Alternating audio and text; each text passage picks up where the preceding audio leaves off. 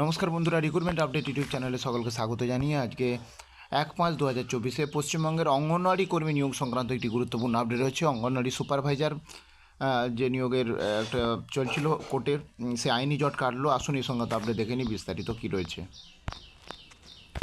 জট কাটলো হাইকোর্টের। 1729 পদে নিয়োগ করা হবে পদোন্নত অঙ্গনওয়াড়িদের। আইসিডিএস সুপারভাইজার পদে নিয়োগে জট কাটালো কলকাতা হাইকোর্ট। শুধু আদালতে জটে আটকে থাকা 409 জন কর্মী নয়, 26 বছর পর 1729 জনকে সুপারভাইজার পদে নিয়োগ করতে নির্দেশ রাজ্যকে। মঙ্গলবার এই সংক্রান্ত মামলা এমনই নির্দেশ দিয়েছেন হাইকোর্টের বিচারপতি।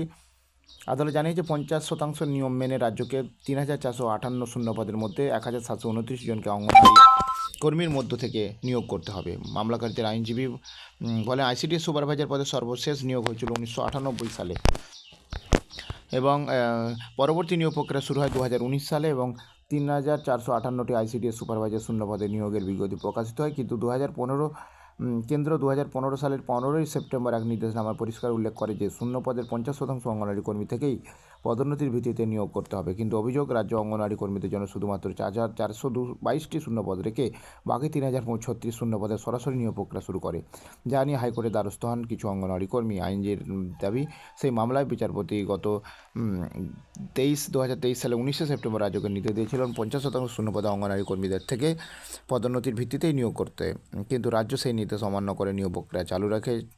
অঙ্গনওয়াড়ি কর্মীর প্রমোশনাল সুপারভাইজার পদে নিয়োগের জন্য তারা পরীক্ষা দিয়েছিলেন।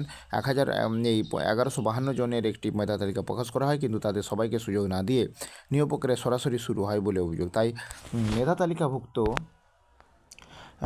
অনেকেই অঙ্গনওয়াড়ি কর্মীরা ফের হাইকোর্টের দ্বারস্থ হন, কিন্তু সেই শুনানি ছিল হাইকোর্টে। সেখানে বিচারপতি সিঙ্গেল বেঞ্চ এর নির্দেশ মেনে অবিলম্বে রাজ্য পিএসসিকে শূন্যপদ নিয়োগের নির্দেশ দিয়েছে। তো যাই হোক, এই আপডেটটা শেয়ার করলাম। এ সংক্রান্ত আরও আপডেট পেলে অবশ্যই শেয়ার করবো। সঙ্গে থাকবেন এবং চ্যানেলটা সাবস্ক্রাইব করে নেবেন। ধন্যবাদ।